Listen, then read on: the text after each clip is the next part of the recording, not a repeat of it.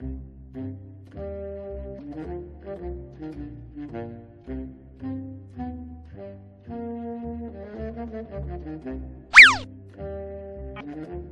النشرات يتفرجوا على الجرايد تشوف الحقيقه نتاع الجزيره قداش نفر استقال منها، انهم عندهم غرفه سوداء لاسرائيل ولامريكا.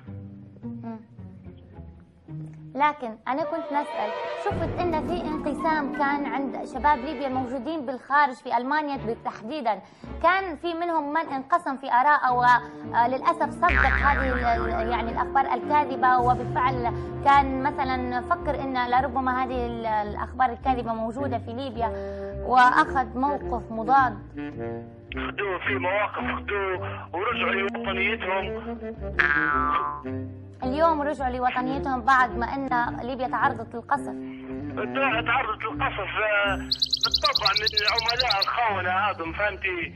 لكن الليبي الحر مهما يديروا له مش حيتغير عن الحرية نتاعه ووطنيته وقدافي. نعم. والليبيين كنا لحمة واحدة، ومهما يديروا من امريكا واسرائيل وكانوا يشوفوا شعوب العالم كلها تفكير معمر قدافي مش حيدخل اسرائيل من تفكيره.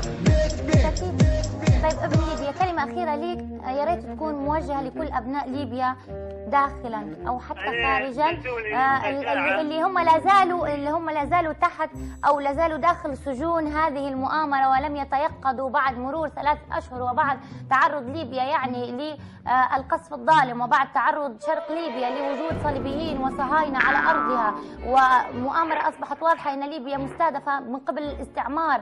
ماذا تقول لهم؟